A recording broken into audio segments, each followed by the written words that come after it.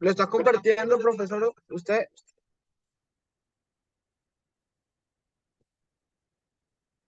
Hola. No me aparece.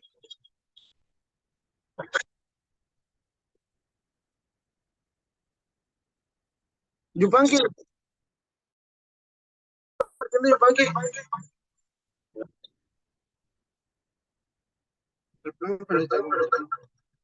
Lo que pasa es que yo no puedo ingresar al trabajo. A ver.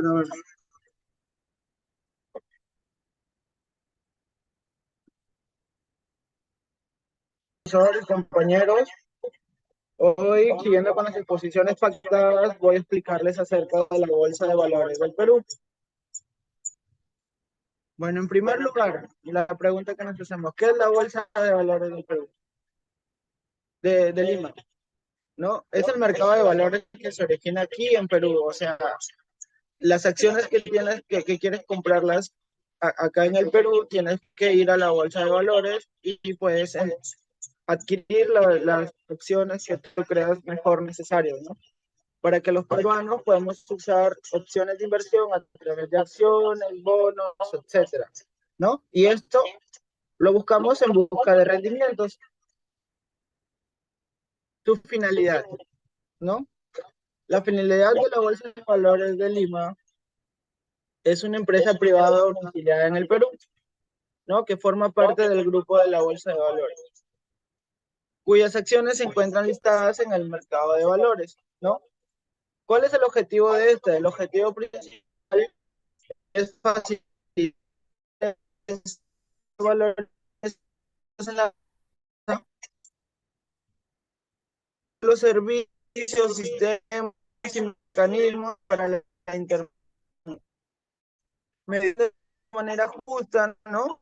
Competitiva, ordenada, continua, y todo esto se da de una manera transparente.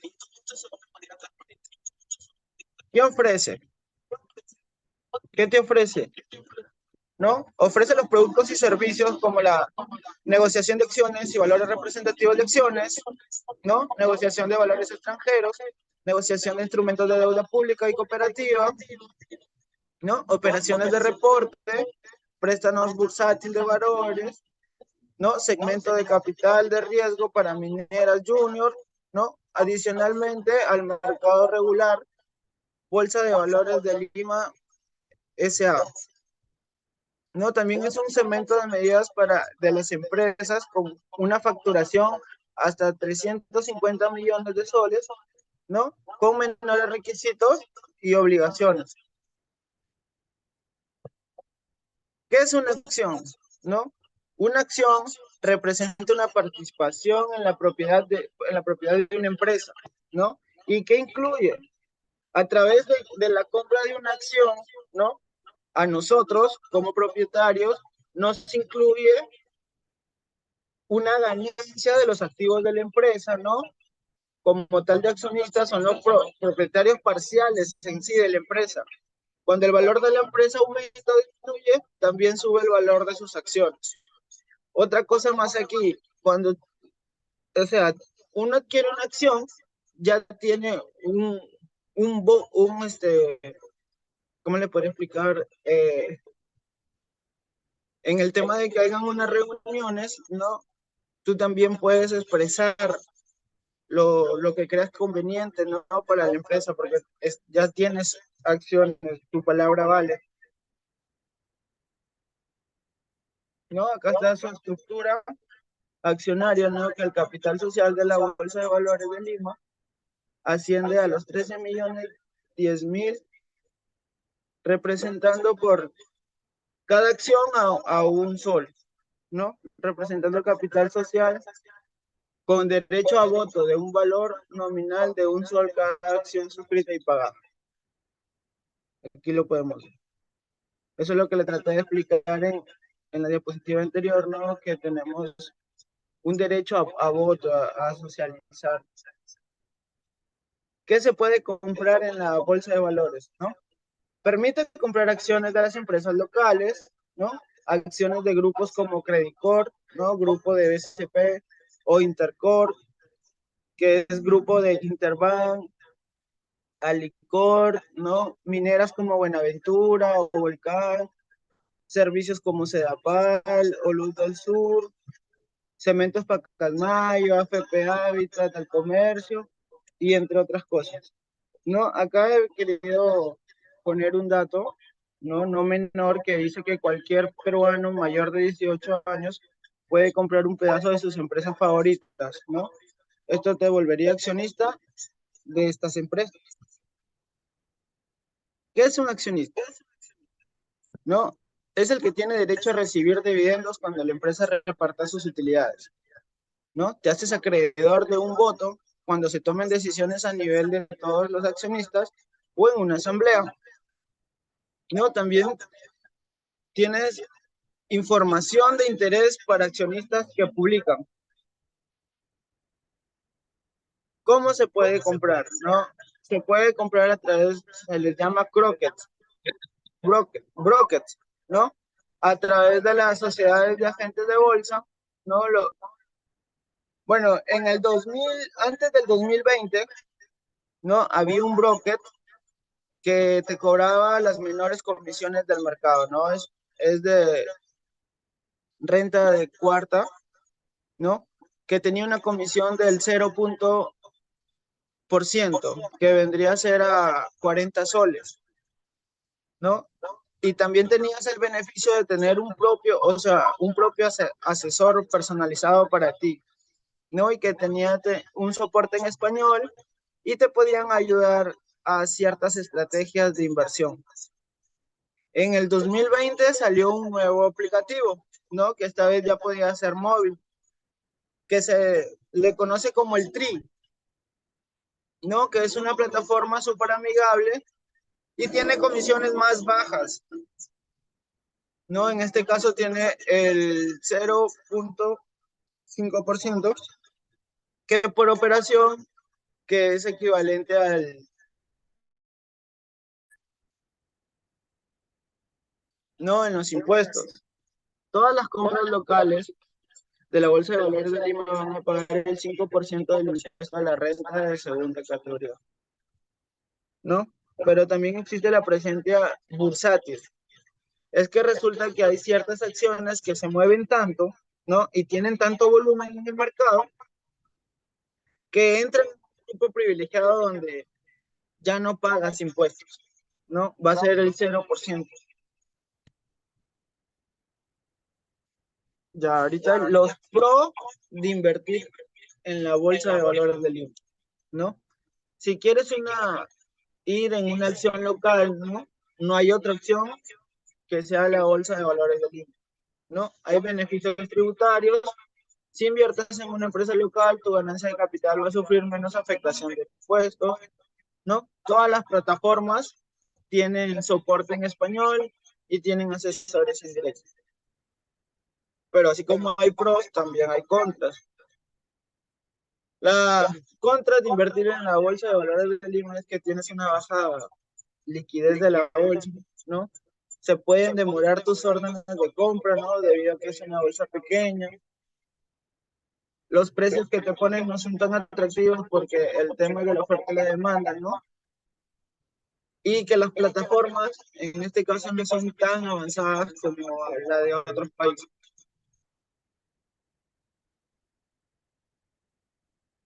Bueno, eso sí, toda mi exposición. Espero haber sido claro y preciso. Bien, vayamos a la diapositiva 11.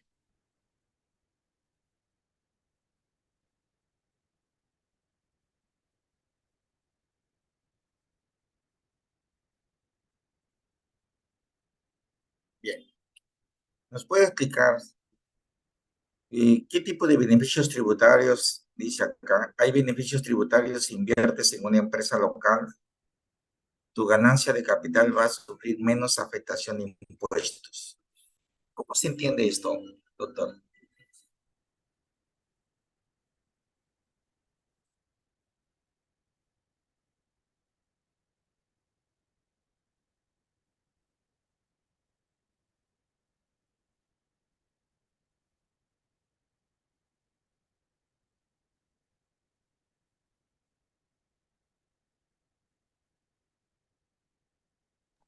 ¿Me escucha? Sí, dígame. Ya, profesor, aquí lo que pasa es que si es que tú tienes, eh, inviertes en acciones de otro país, ¿no? Vas a tener que pagar el impuesto de la renta extranjera, que se le dice. ¿Sí me logró escuchar? Sí, te escuchamos, pero no te entendemos. ¿Qué es lo que quiere darnos a entender o explicarnos? Es que lo que pasa es que cuando usted adquiere, yo estuve leyendo que cuando usted adquiere unas acciones en países extranjeros, ¿no? Se le suma la renta extranjera, se le llama renta extranjera. Ya, en todo caso, no se cumpliría los principios de la renta. Me estás grabando por invertir en España, debo pagar en España, no en Perú.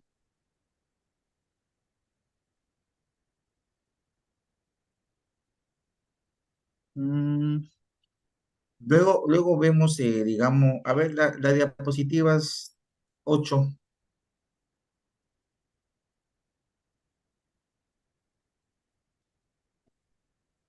Ya. Había una donde indicabas que pagabas el 5%. ¿Qué diapositiva es? Listo. ¿Por qué pagas el 5%?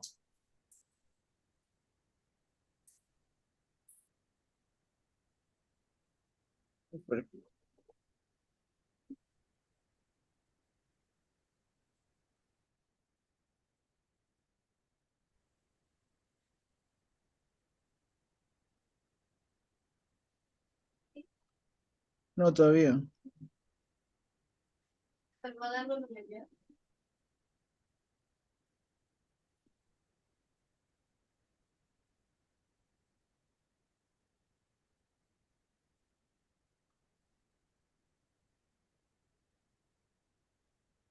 ¿Por qué pagamos el 5%? ¿Cuáles son las categorías del impuesto a la renta en Perú? Tanto para personas naturales como para personas jurídicas. No, renta de primera categoría, de segunda categoría, de tercera, de cuarta y de quinta. Listo. ¿Por qué pagas entonces el 5%? Porque en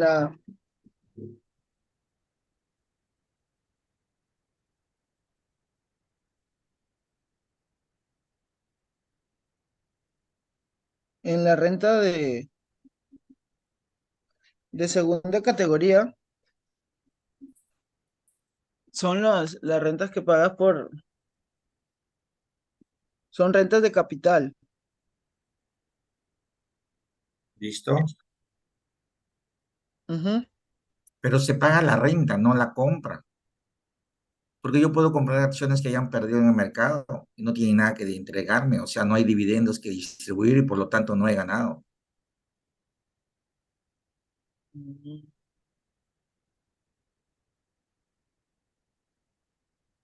Porque aquí estás afirmando que todas las compras locales de la bolsa van a pagar el 5% a la renta de segunda categoría.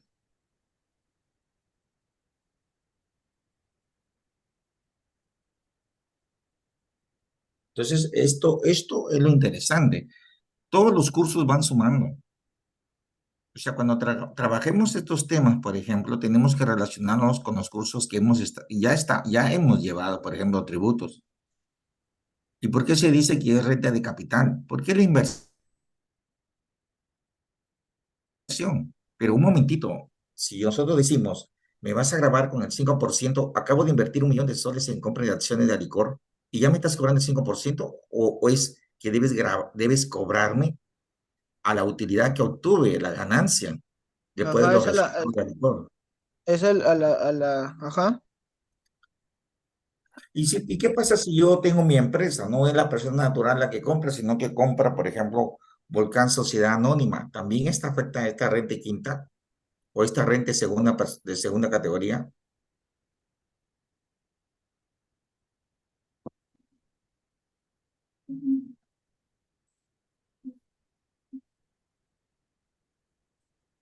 ¿Cómo, profesor? No lo logré escuchar. ¿Qué pasa si nosotros somos una persona jurídica y compramos acciones en la bolsa y las mantengo para inversión? Estoy creando una cuenta de activo para inversiones digamos, en la bolsa o en acciones para generar ingresos, no para vender, porque no me dedico a vender acciones, sino porque quiero capturar quizá la gestión, quiero comprar el 61% de las acciones, quiero ser propietario, quiero ser el titular, ¿correcto?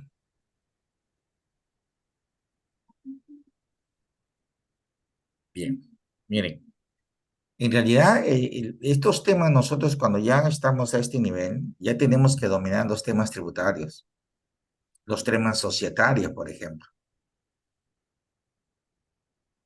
¿no? Vayamos a la diapositiva 2, 3, por favor.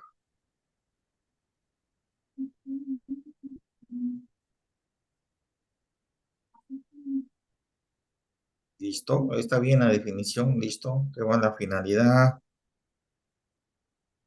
Más abajo. Otro. Listo. Representación de una propiedad. Bien, chicos. Entonces, con esta exposición damos por acabada la primera unidad del ciclo.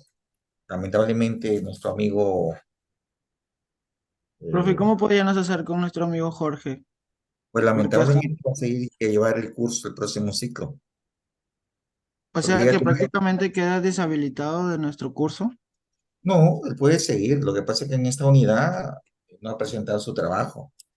Y con respecto a ustedes, el trabajo se dejó aproximadamente ya hace un mes. Y pues, Lógico, ¿no? bueno, yo Entonces, lo que entendido hasta el momento era porque la se acercó. huelga, ha estado enfermo de dengue. Ajá, eso me comentó porque yo también me preocupé un poco por él y yo lo llamé y me dijo que sí, que había estado un poco mal de salud y yo le dije que se comunicara con usted así como yo lo hice y ya no tuve más más Claro, ya tendrá sus complicaciones. razones, ¿no? Bien, aquí oficialmente acaba de terminar la primera unidad del ciclo, oficialmente. Entonces vamos a ya ir a nuestro curso. Entonces nosotros vamos a ver ahora los temas que nos interesan. Bien, entre los temas que hoy vamos a tratar, si se va el Zoom, nos esperamos 5 minutos y volvemos. ¿Está bien? Ya eso ya lo sabemos. Bien. Hoy debemos hablar necesariamente ya de la ley orgánica de bancos. Y básicamente es el repaso general de la ley.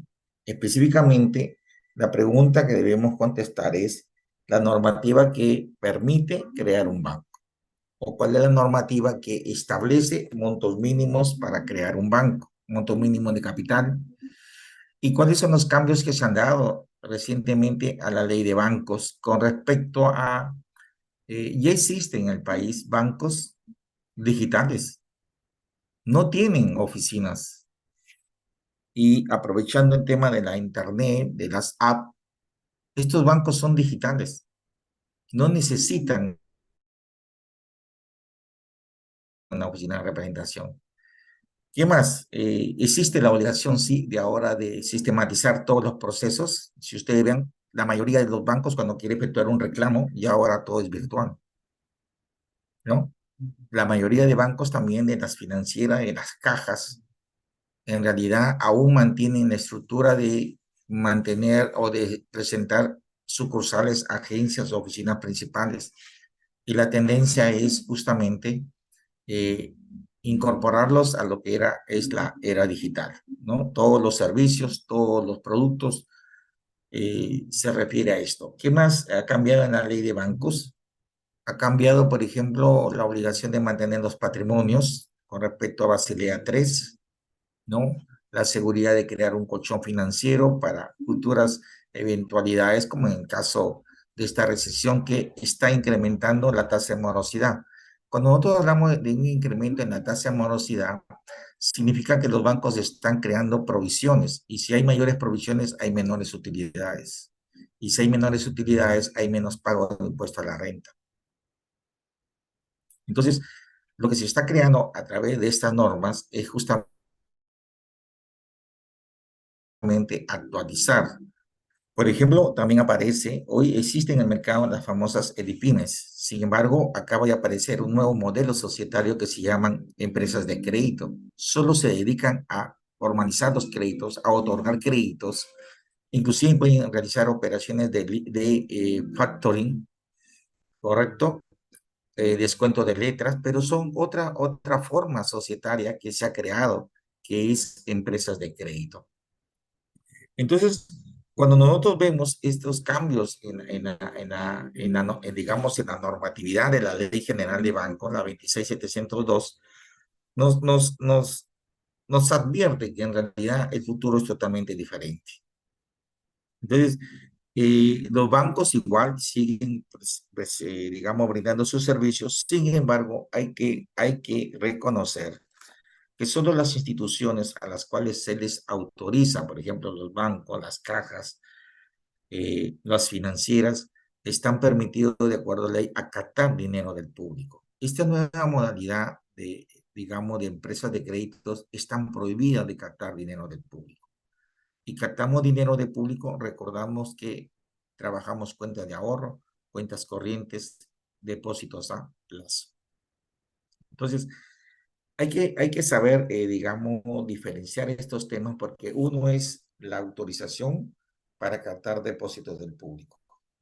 La otra es que hay empresas supervisadas por la superbanca que no están autorizadas a captar estos fondos. ¿Qué más? Recordemos que solo los bancos tienen, de acuerdo a la norma, la capacidad para celebrar contratos de manejo de cuentas corrientes. Los demás no. Por ejemplo, vamos a una caja, no tienen cuenta corriente, sí captan dinero del público a través de depósito de ahorro o cuentas a plazo, u otra forma similar, pero al momento de manejar, trabajan a través de órdenes de pago.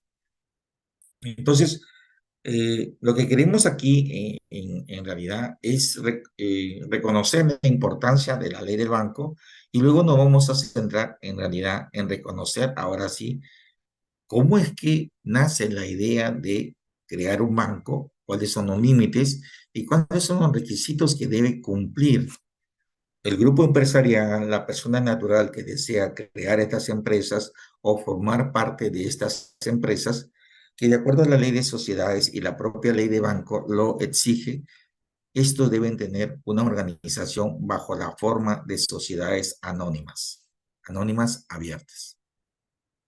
Entonces, en las sociedades anónimas reconocemos que existen una junta general de accionistas, existe un directorio, existen los gerentes y los demás órganos de línea, ¿correcto?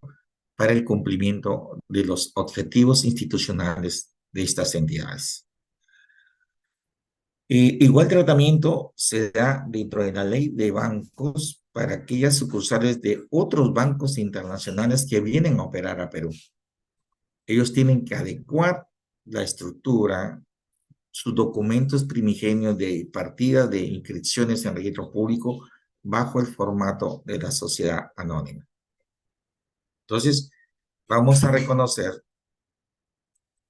que en realidad el alcance de la ley 26702 es para todas las empresas que regulan y están supervisadas en el sistema financieros y de seguros. También aquellas empresas que trabajan hoy también están incorporadas el modelo de trabajo o de negocios de las AFP. ¿Está bien? El objeto principal de esta ley es proponer el funcionamiento de un sistema financiero y un sistema de seguros competitivos, sólidos y confiables que contribuyan al desarrollo. Entonces, si nosotros me ayudan, por favor, y verificamos, por ejemplo, cuándo fue, digamos, emitida la ley 272. Entonces, en el objeto de la ley aún no aparecen las formas societarias de las AFP. ¿Por qué? Porque la FP, el modelo de FP se instaura en el Perú en el año 1992, si no recuerdo. ¿correcto? Entonces la ley ha sido anterior a la aparición de este modelo empresarial que tiene que ver con los fondos de pensiones, que hoy se está, digamos, pidiendo otro retiro, sería el séptimo retiro, ¿no? Porque no existe dinero en el mercado, no existe dinero en la calle, y por lo tanto estamos a través de una situación de recesión que está obligando que por favor se permita el retiro de los fondos de AFP. Inicialmente el MEC ha condicionado o en todo caso dijo inicialmente que no procede el retiro. El titular del Banco Central de Reserva igual era de la opinión y el titular de la Superbanca también opinaba. Sin embargo, en esta semana han habido modificaciones a este retiro, por lo tanto parece ser que va a ser viable. Entonces, ¿por qué se permite? Porque los fondos de seguros, los fondos de pensiones, en este sentido, ya existe en el Congreso una norma que propone crear un solo fondo de pensiones, pero no que lo administre el Estado, sino que sean dos terceros, los privados quienes administren los fondos de pensiones. ¿Por qué? Porque lamentablemente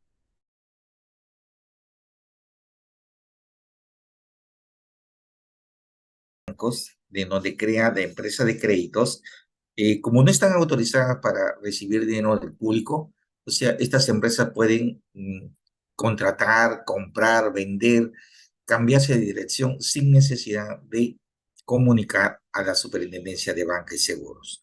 Entonces, la ley de bancos, aquí ya actualizada, está rigiendo lo que es el sistema financiero, las compañías de seguros, y también está rigiendo el manejo de los fondos de las AFP.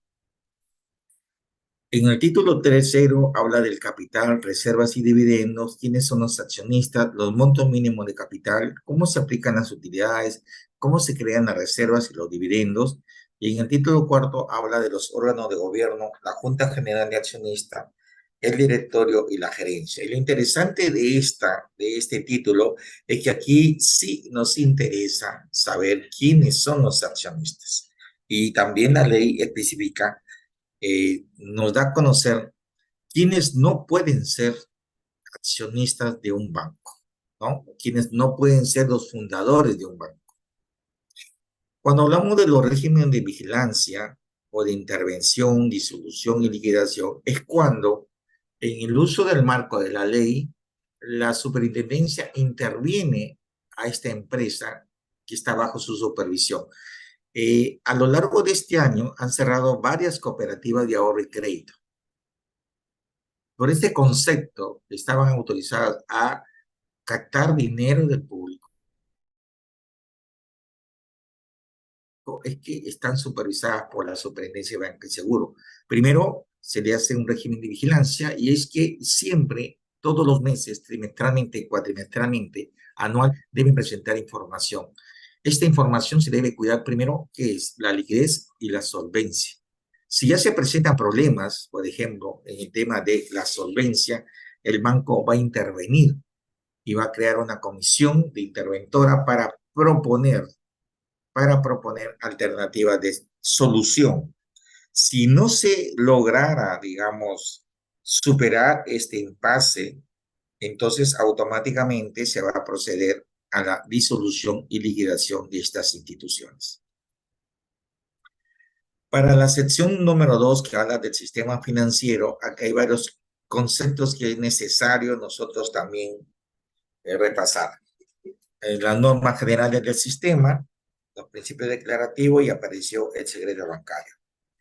El secreto bancario, nosotros ya lo hemos explicado, es aquella norma de derecho constitucional, a ese nivel está, en que ninguna persona puede conocer tus saldos en cuentas de ahorro, en cuentas corrientes o depósitos a plazo.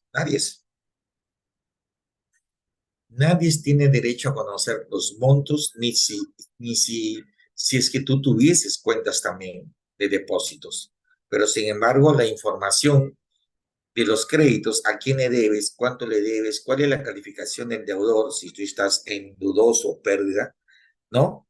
En todo caso, esos son bases de datos para el análisis de otorgamiento de un crédito. Eso sí lo puede tener, acceder cualquiera, ¿no? Usted va a Infocor y a su DNI, va a salir a quién le debe, ¿no? Cuál es el monto de la deuda, cuál es el periodo y cuál es su calificación como crédito. Pero lo que es secreto bancario, no. ¿Quiénes están permitidos? Bueno, el fiscal de la Nación en una investigación se dirige al superintendente para que él le permita la información. O un juez también pide al superintendente que levante el secreto bancario. Correcto. Luego aparece la figura del Fondo de Seguro de Depósitos, que ya lo habíamos explicado. Es una compañía de seguro, correcto, en donde los participantes o quienes compren este seguro, las empresas del sistema,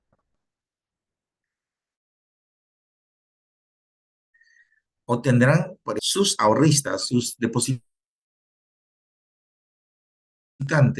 se les devolverá un monto establecido por el Fondo de Seguro.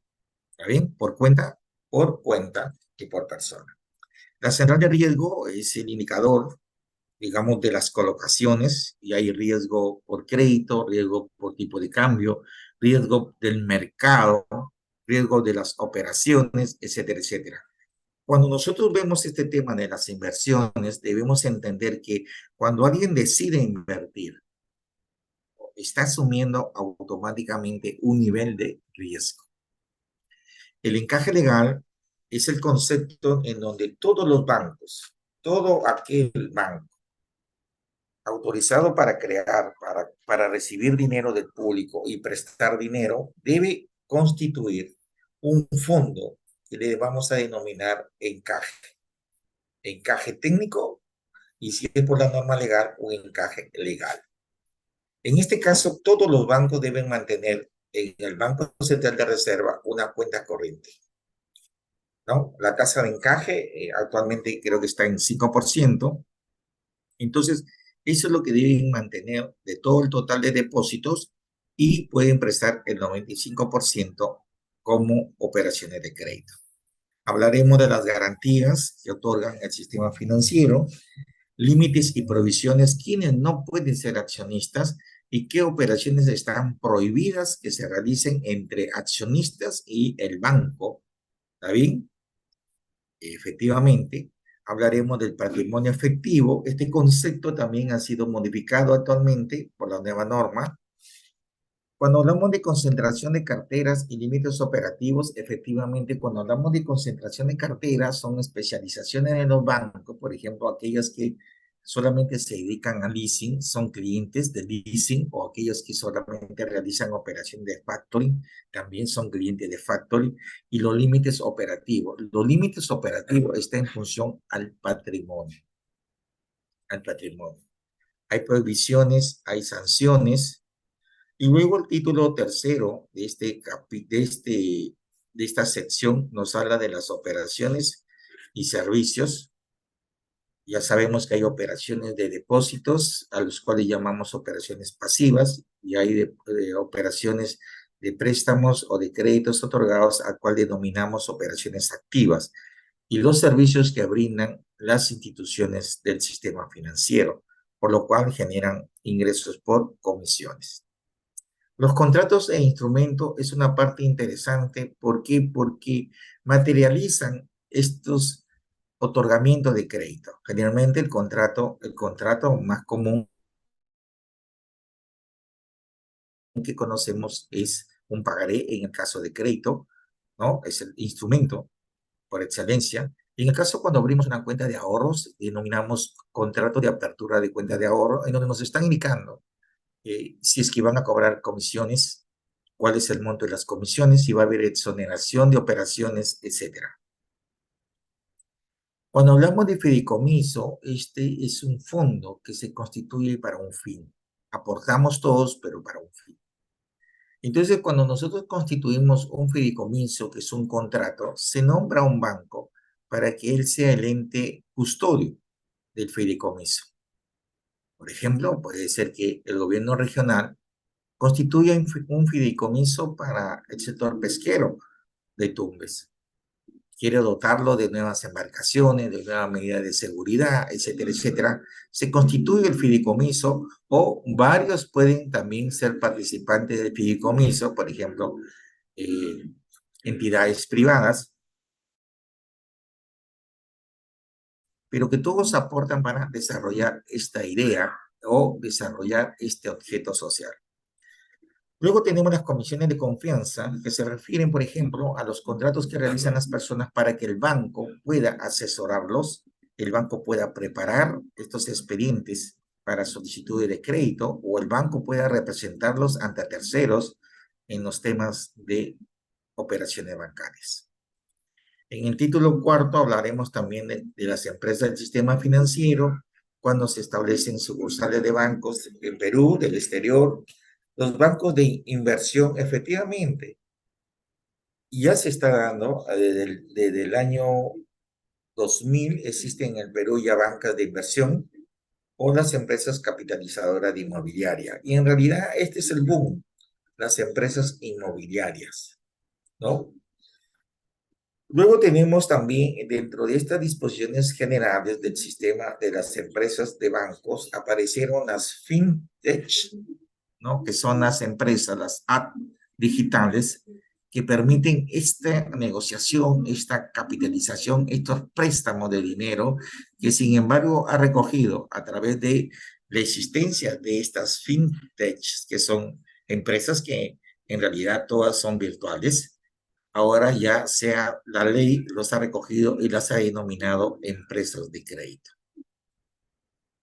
Es totalmente diferente a lo que es el gota a gota que conocemos nosotros, ¿verdad? Luego el sistema de banco o la ley de banca habla del aspecto del seguro, que nos vamos a tratar, pero en realidad las compañías de seguros brindan un servicio o contratamos un seguro de un hecho futuro e incierto. Y por digo futuro, porque yo hoy estoy comprando un seguro de vida que me cubre por $100,000 en caso yo fallezca, pero no sé cuándo voy a fallecer. Es un hecho futuro e incierto. Pero la característica de los seguros es que usted tiene que haber pagado la prima del seguro o haber satisfecho las condiciones del contrato del seguro. Porque si usted no pagó la prima del seguro y mañana se va a visitar a San Pedro, tengan la seguridad que su familia no va a recibir el contrato, ¿no?, del seguro de vida. Hay límites, luego hablamos de los patrimonios autónomos, etcétera, y los órganos de supervisión, y donde ingresa ya la superintendencia de banco en el imperio de la ley. Bueno, vamos a cumplir nuestras funciones, voy a efectuar el control y la supervisión, y a través de las inspecciones también voy a establecer las sanciones, ¿no? Luego hablar del sistema de los bancos, del régimen administrativo, de su personal y del régimen económico. Bueno, esto es lo que abarca los bancos. Sin embargo, vamos aterrizando ahora sí qué es lo que queremos nosotros conocer. Bien. Como una de las primeras medidas, cuando nosotros deseamos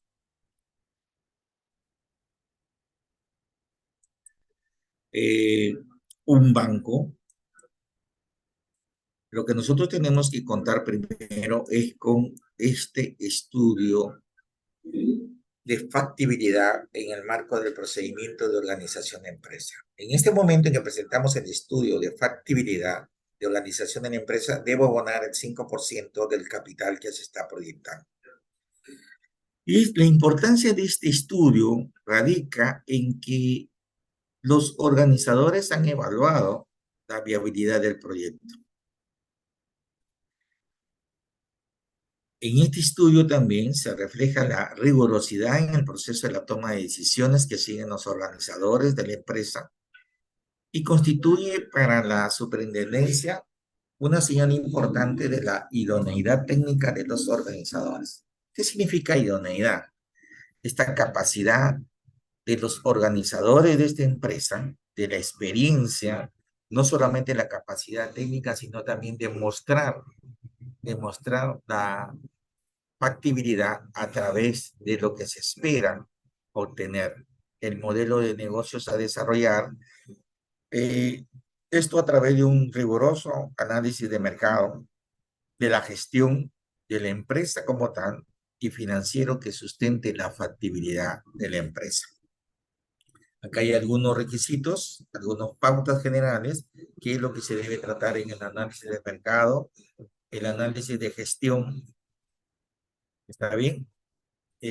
Todo lo que nosotros podemos tratar para alcanzar los objetivos de la empresa. ¿Está bien? El análisis financiero, aquí ya va los temas de el valor actual neto, ¿no? La van o la activo, ¿correcto? Y la proyección de los estados financieros en donde hay supuestos de proyección, el análisis de mercados, y todos buscando la solvencia.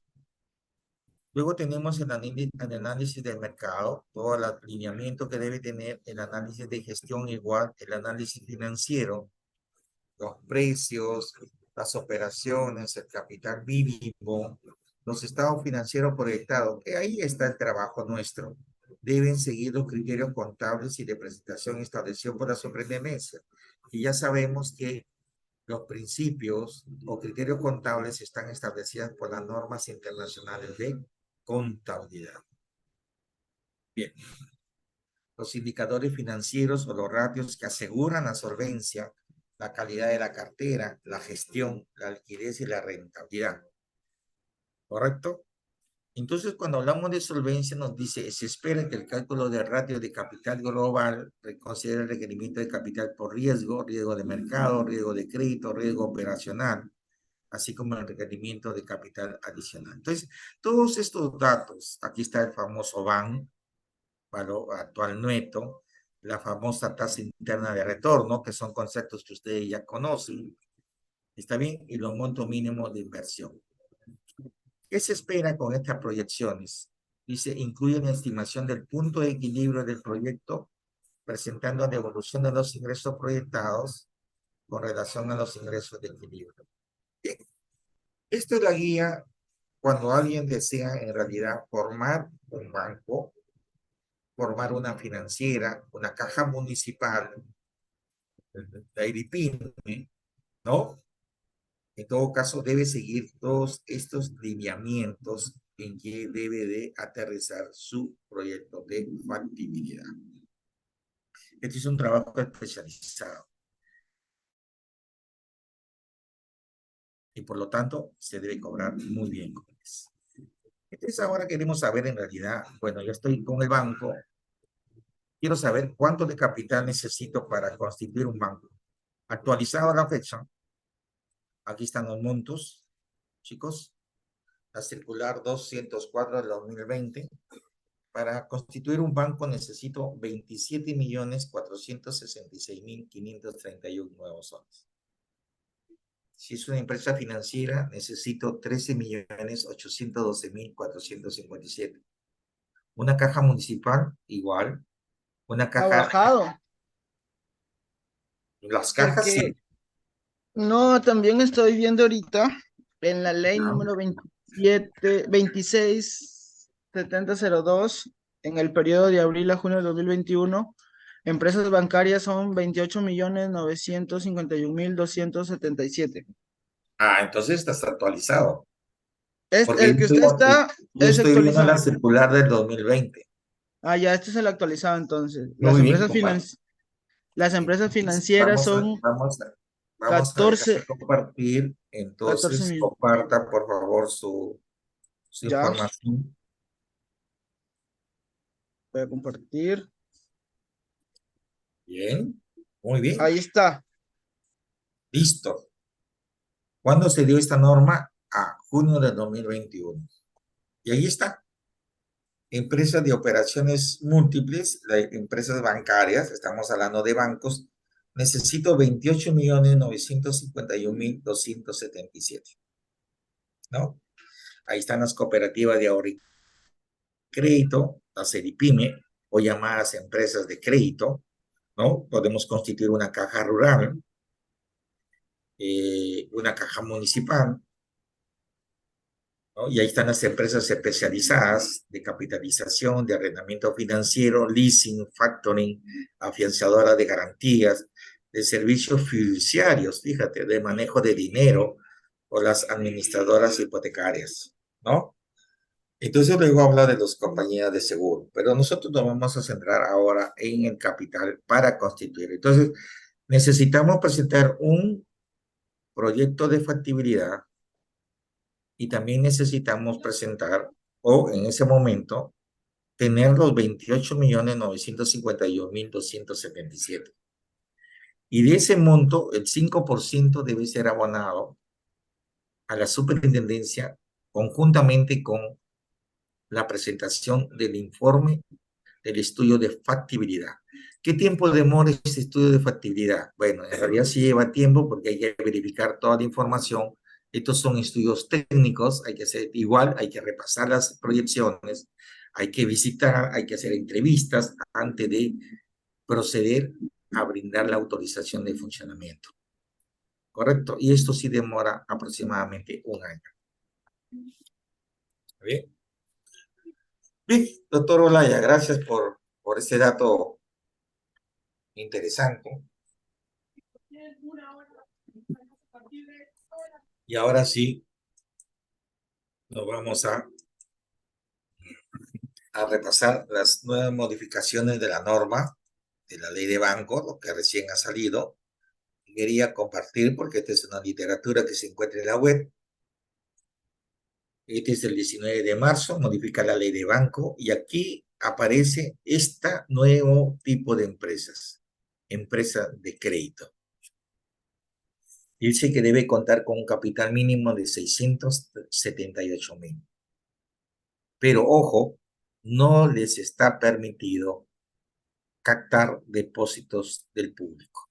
Y como no me está permitido captar depósitos del público, entonces no estoy obligado, acá lo dice también, no estoy obligado, no estoy obligado a informar a la superintendencia de banca y seguro cuando quiero abrir una sucursal o una agencia. No necesito la autorización. Puedo cerrar, trasladar, abrir nuevas sucursales o agencias. No necesito una autorización, ¿correcto? Entonces, aquí también aparece que se han modificado las disposiciones sobre el patrimonio efectivo y la metodología de la medición de riesgos. Entonces, ¿esto por qué? Porque esto ya entramos aquí. Nosotros, cuando veamos la administración de los bancos y las operaciones de crédito, nosotros existen diversas metodologías para medir el riesgo de los créditos otorgados.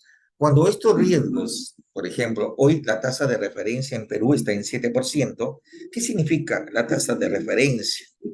En realidad, la inflación la dejamos hace un mes en 8.3% y esperamos que esta comience a reducir.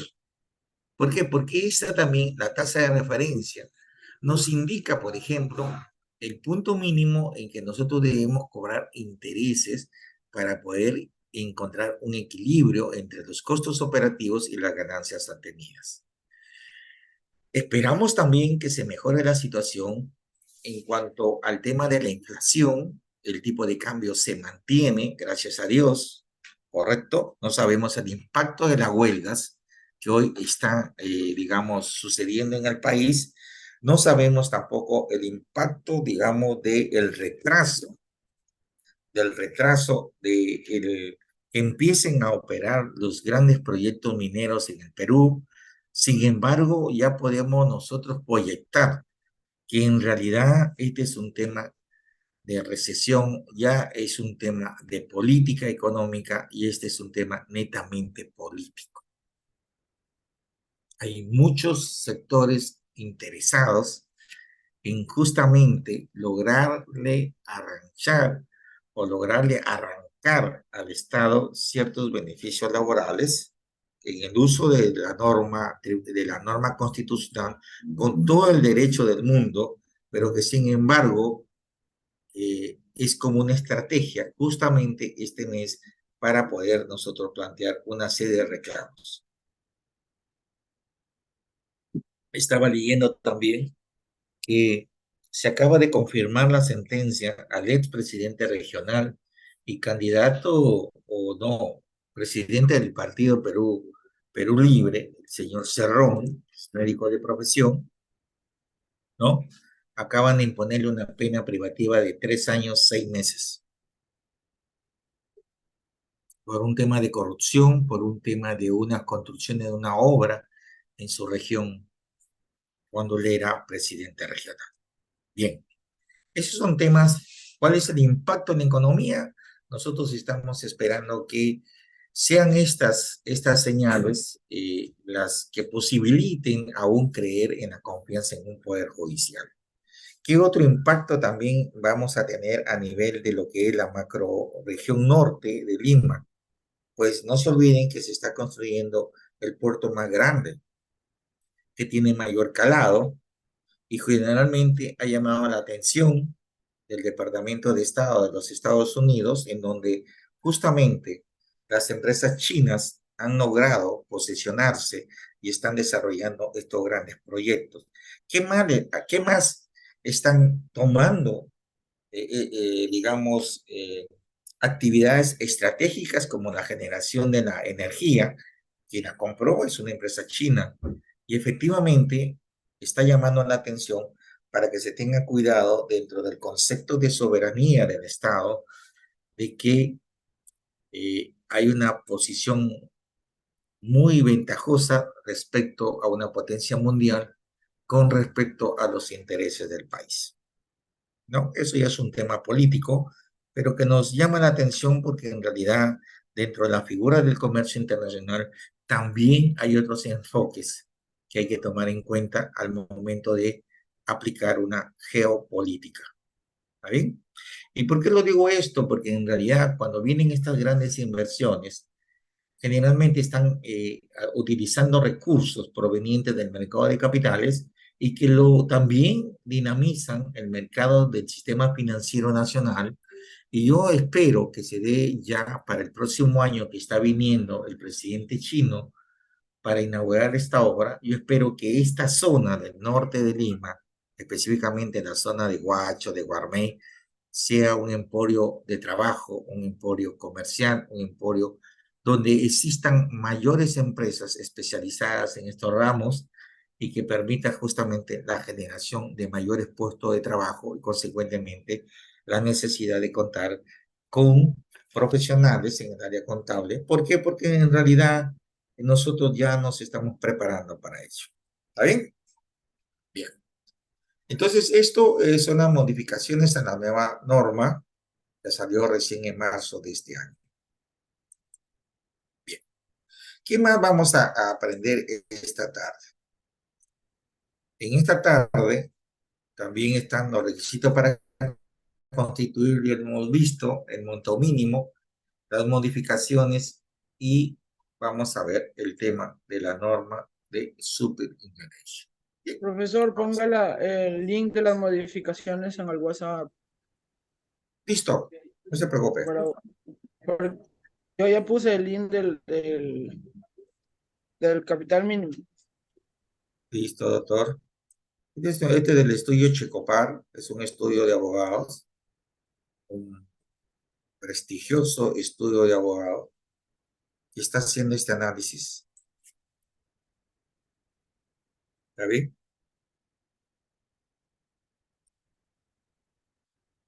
Está haciendo este análisis que nos permite a nosotros también estar al día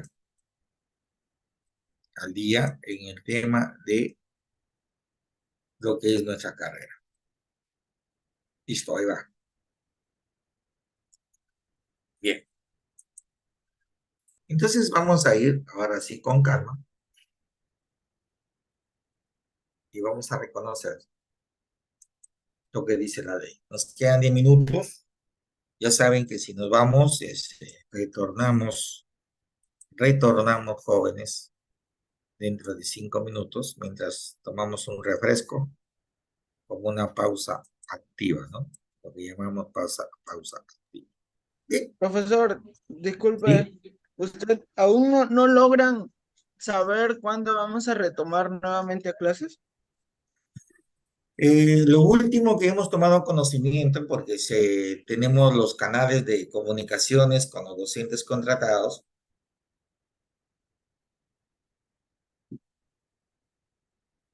el día de mañana tienen una reunión con superintendente, no, una reunión con el MEP y el titular del Banco Central de Reserva, el ministro de Economía, algunos congresistas de la Comisión de Presupuesto. Mañana tienen una reunión para ver este tema, pero el dirigente que escuché estaba dando estas noticias ya les adelantó a todos los maestros que no es posible obtener estas demandas laborales. Bueno, es lo que la posición inicial del gobierno. Sin embargo, hay figuras, digamos, dentro del contexto político que a través de sendos dispositivos llamados decretos supremos es que se autoriza estos créditos suplementarios, ¿no? Que deben tener para autorizar un crédito suplementario es que debes tener recursos. Y los únicos recursos disponibles que estamos trabajando hoy, porque para ellos salió los decretos supremos de la emergencia, son los fondos para estos temas, ¿no? Estas contingencias que tiene el Estado, que no son las reservas netas del país, sino que son fondos que se han constituido justamente para atender estos temas de emergencia. Entonces, resulta ser que la reunión de mañana, esperemos algunas noticias positivas, y si no, luego también van a tener una presentación ya con el ministro de Trabajo y toda la dirigencia por el tema de legalidad de la huelga, pero más aún lo que quieren es lograr un consenso o la promesa, por ejemplo, de que al término de este año o el año siguiente se puedan ya ir cumpliendo algunas demandas laborales que efectivamente en su debido momento sean institucionalizados y tienen carácter de ley, ¿no? A través del trato directo o a través de una ley en especial. Entonces, lo que quieren los docentes es que les aseguren el compromiso, por ejemplo, que me digan que en el mes de mayo del próximo año van a abonar determinado beneficio, entonces la huelga se levanta.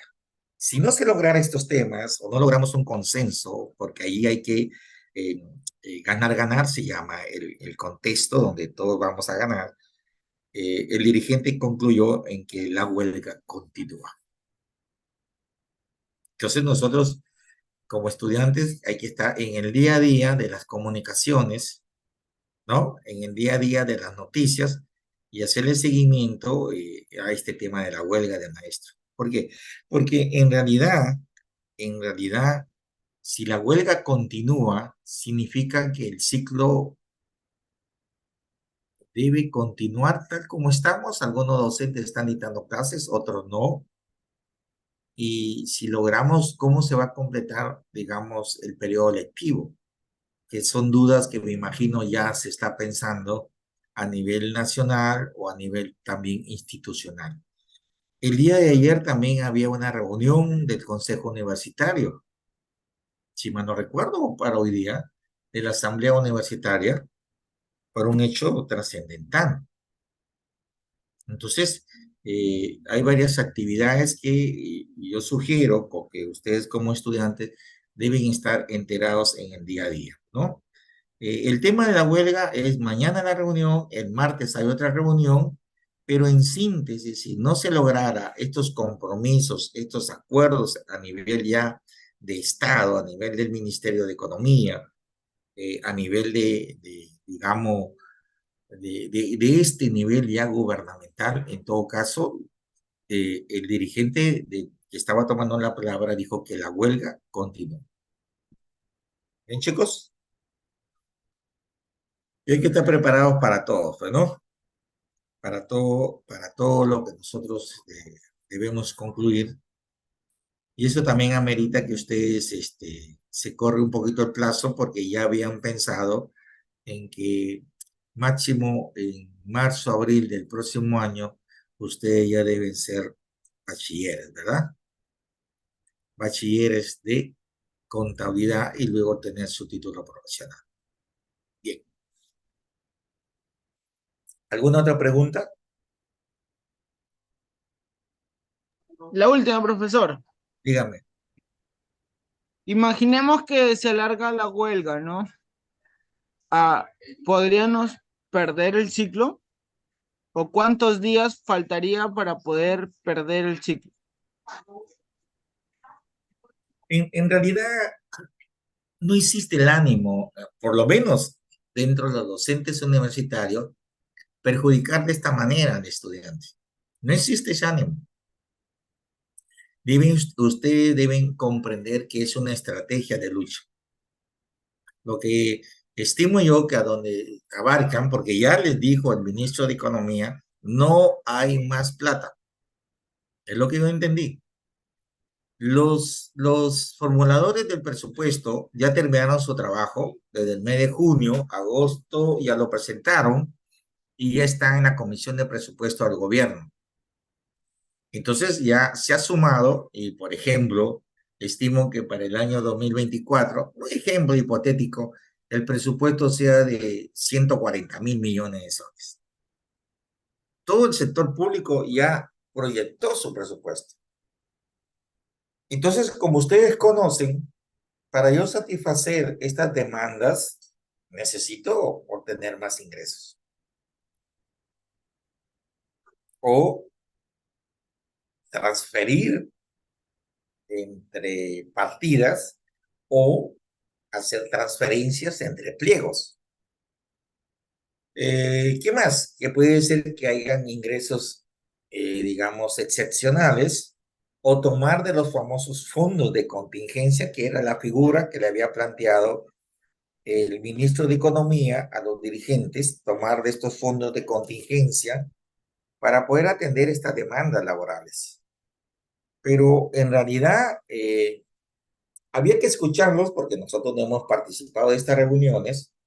Esta medida solamente para atender al sector de los docentes universitarios se le debe sumar, hoy también están en huelga el sector salud y también están en huelga otros sectores como una práctica, como una estrategia de lucha.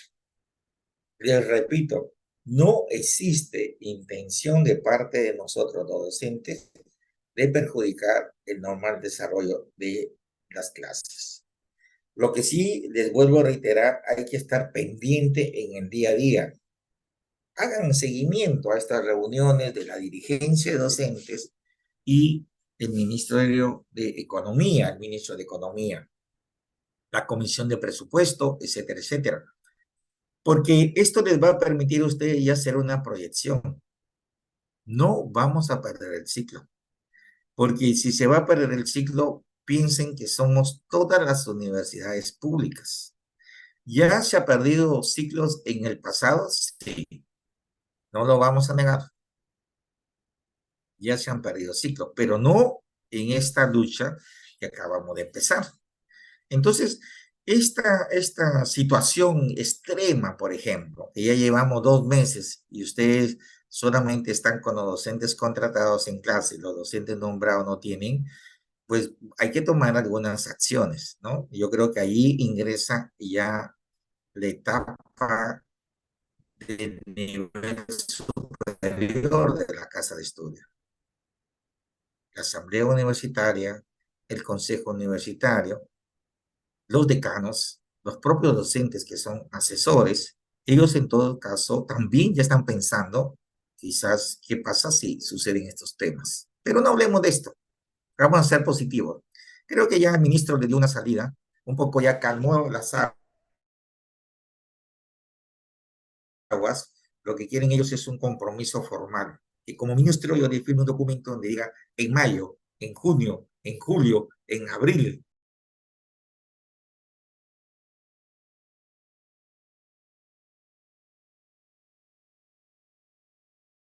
Yo creo que cuando se decide tomar estas acciones también se ha previsto, ya se ha pensado algunas acciones en el futuro. Bueno, esperamos que el ministro mañana ya firme, se comprometa por lo menos a cumplir No todas las demandas, pero sí algunas más importantes, ¿no? En beneficio de el total de docentes universitarios, en especial de la Universidad de Tumbes.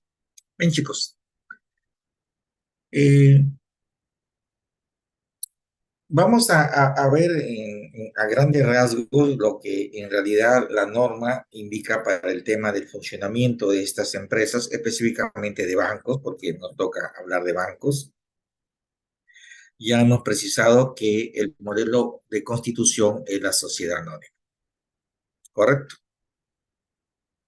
Para iniciar sus operaciones, los organizadores, hablamos de aquellas personas interesadas en organizar un banco y que hemos visto que el capital mínimo es de 28 millones, ¿sí? Y que se debe cumplir con la presentación de un expediente, un estudio de factibilidad. Entonces, en algún momento, pensando en la elaboración de una tesis, pensábamos que hacer una tesis transversal con los colegas de economía, con los colegas de administración y de contabilidad, y presentar un proyecto que haga factible la caja municipal de Tumbes. Entonces eso ha quedado ahí pendiente. El modelo ya existe, digamos, la solicitud, el requerimiento, el anhelo de contar con una caja municipal de Tumbes existe. Hay que actualizar bajo los nuevos requerimientos de la superbanca y pasar este control técnico para la autorización, ¿no? Y lo importante es contar con los fondos necesarios. Bien,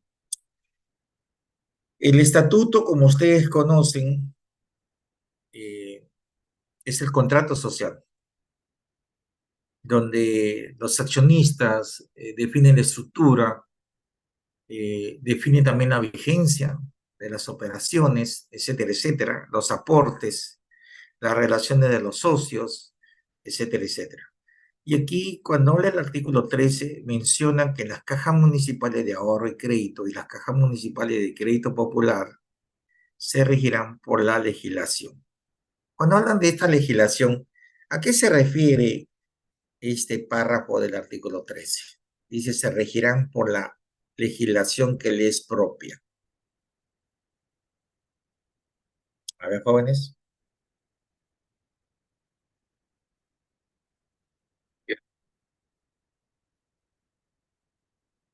Sí, bueno, a ver, entendémonos cómo así, cada una tiene una ley.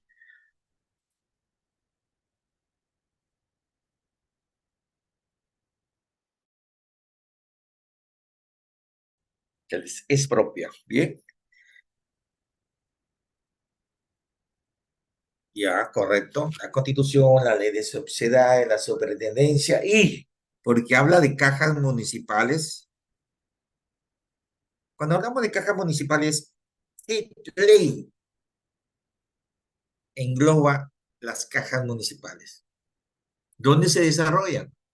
O a iniciativa de quién es que aparecen las cajas municipales.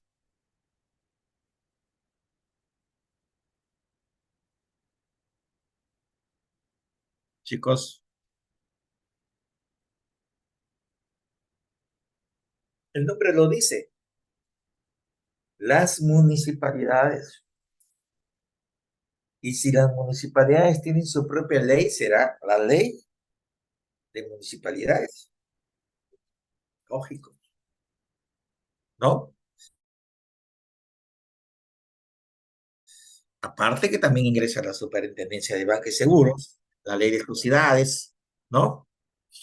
Las leyes laborales, las leyes tributarias, pero aquí abarca que dentro del contexto de la caja municipal de ahorro y crédito y las cajas municipales de crédito popular, le es aplicable la ley de municipalidades, ¿no? En su apartado debe mantener justamente esta posibilidad de que las municipalidades puedan generar, puedan crear sus cajas municipales. Bien. Las modificaciones estatutarias, ya hemos hecho el estatuto social, y ustedes saben por norma que todo estatuto, toda constitución debe quedar escrita en registros públicos. Pero acá viene una variante,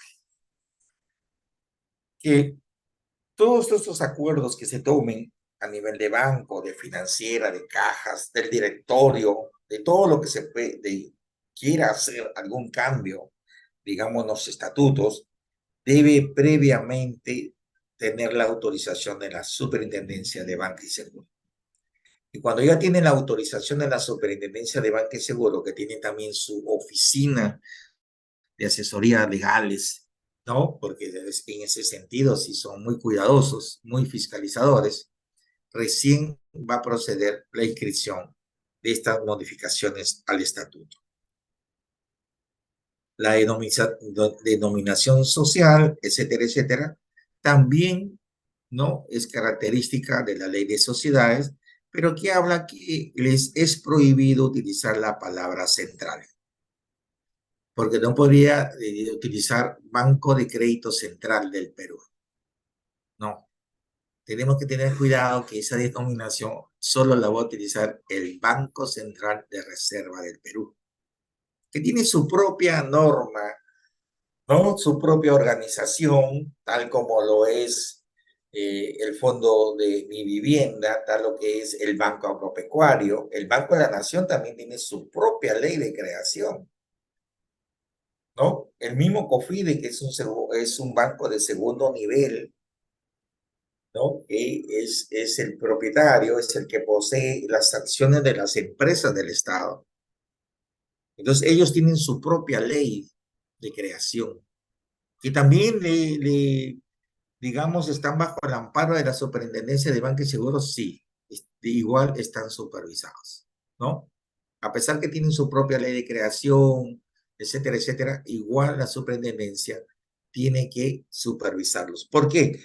Porque no se olviden que el objetivo de los bancos, de la ley de bancos, es lograr mantener la solvencia y la liquidez de estos negocios.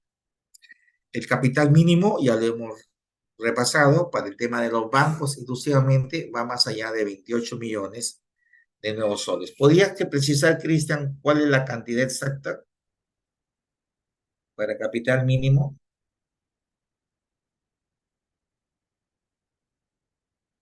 Cristian, creo que ha salido, Cristian.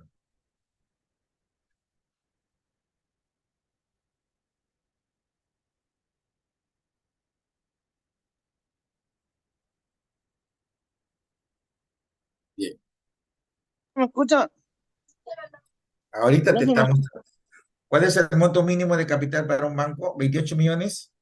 Sí, el monto mínimo es 28 millones, ¿400? no, es 28 millones 951.277. 957.000. 951.000. Ya. En todo caso, digamos, ya para redondear, cercano a 29 millones de soles. Ajá, cercano a Listo. los 20. Ya más precisiones, yo creo cercanos a los 29 millones. Así es. Entonces, esto es lo interesante de la norma que estamos repasando.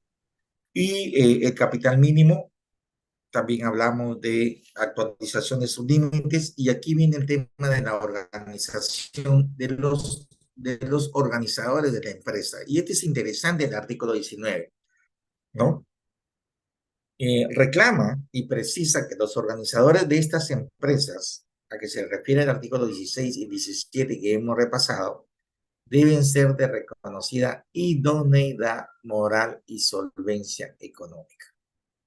No hay un número mínimo de organizadoras, pero por lo menos uno debe suscribir el capital social.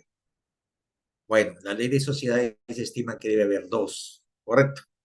Pero acá nos interesa, dice, debe ser de reconocida idoneidad moral y solvencia económica. ¿Está bien? Y luego el artículo 20 establece varios requisitos o varios impedimentos para ser organizador. Por ejemplo, dice los condenados por delito del tráfico ilícito de drogas, lavado de activos, financiamiento de terrorismo, atentado contra la seguridad nacional y traición a la patria y demás delitos dolosos, aun cuando hubiesen sido rehabilitados. ¿Qué significa esta palabra rehabilitados, jóvenes?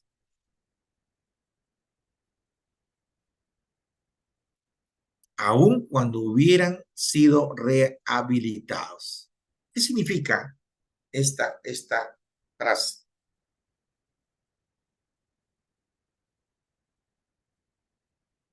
Cumplió su condena, ¿no? Ya no aparecen los antecedentes, ¿cierto? A pesar de haber sido rehabilitados, dice, yo cumplí mi condena, ya cumplí con la sociedad, ¿no? Necesito ser rehabilitado. Lamentablemente, para ser organizador de un banco, no calificaría. ¿Está bien? No calificaría. Y así el artículo 20 menciona hasta 15 circunstancias en los cuales me impiden ser parte de los organizadores de un banco.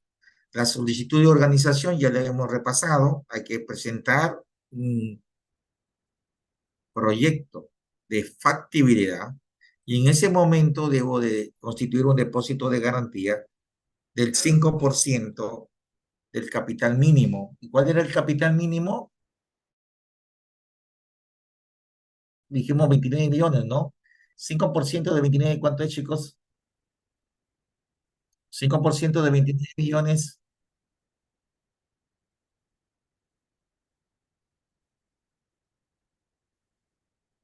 Claro, porque era 28 millones 957 mil, ya 29 millones. 1.450.000, ¿no? Bien. Y esto sí tiene para largo porque es una serie de análisis, de requerimientos, de visitas, y estimamos que esta evaluación precisa, pues, por lo mínimo un año, ¿no? Porque se tiene que emitir opinión del Banco Central de Reserva, etcétera, etcétera, ¿no? El certificado de autorización, la utilización del capital inicial solamente para los gastos de dicho proceso de la demanda. ¿Qué quiere decir estos gastos? ¿Cómo lo llamamos en contabilidad? Cuando tenemos gastos de constitución de empresas, ¿cómo se llaman?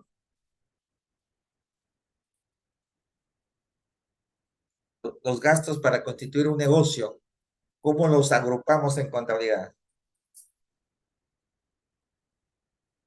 Claro, ¿cómo los reconocemos? Gastos de constitución, ya, muy bien, vamos al plan de cuentas, ¿cómo se llaman? ¿Estás seguro que es un gasto o es un activo? Porque si es una 65 va a ir al resultado de pérdidas y ganancias.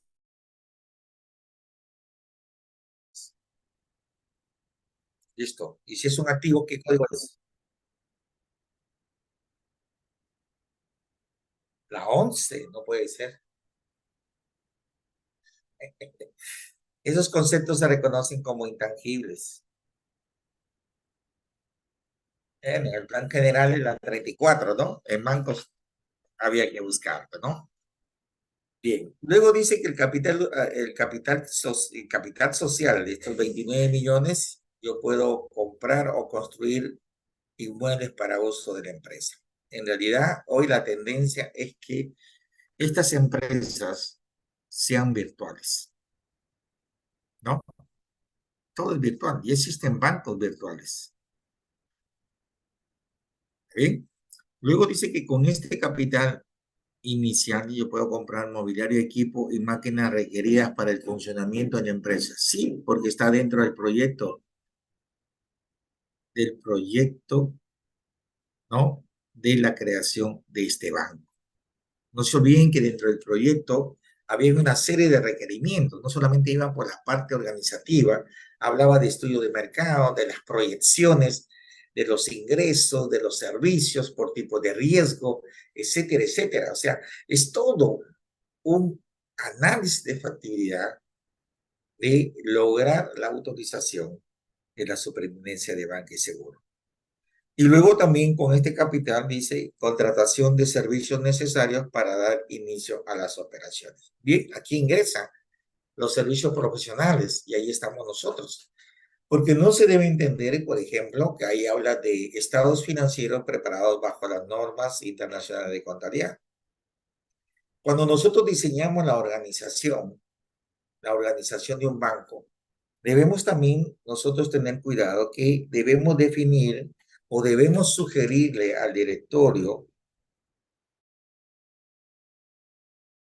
o a la Junta General de Accionistas aprobar el control interno, ¿correcto? Las políticas de control interno. Y cuando nosotros desarrollamos la organización de un banco y decimos el departamento de cobranzas o el departamento de créditos, todos sus procedimientos debemos cuidar de que se hayan evaluado los procedimientos de tal manera que permita la existencia del control interno que asegure la disminución o el impacto menor en el caso de un fraude, ¿no? Los procedimientos deberán establecerse para controlar estas operaciones. Entonces, este es un trabajo técnico. Por eso dice, ¿de dónde vas a pagar este proyecto de factibilidad y este grupo de profesionales? Pues pagarles del capital social, ¿no? Es lo que dice la ley.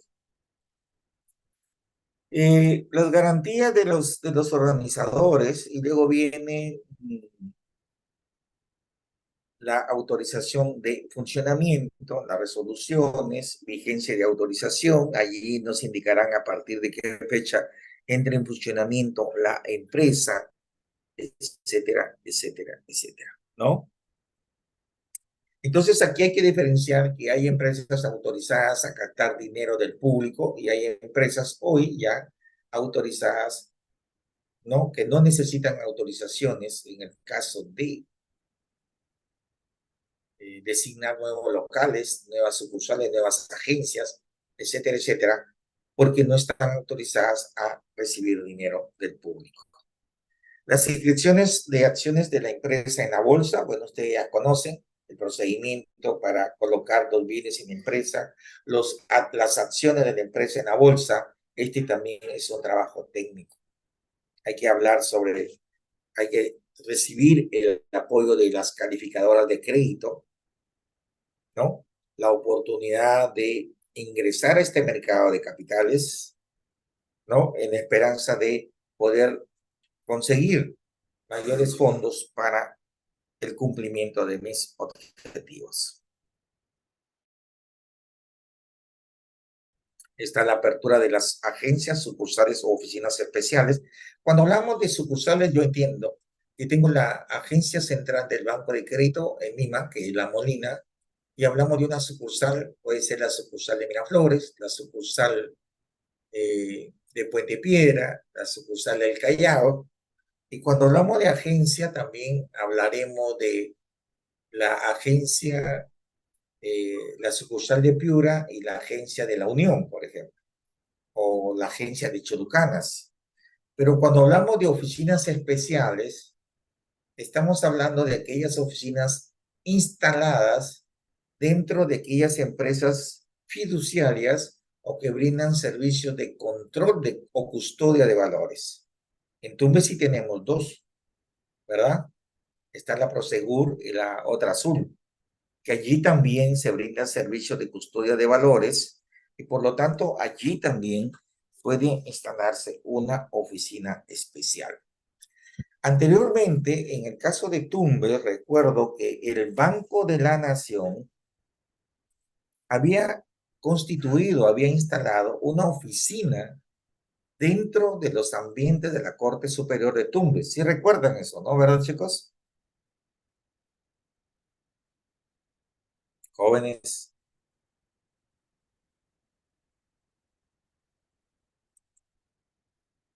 Manuel. ¿Qué pasó con tu colega?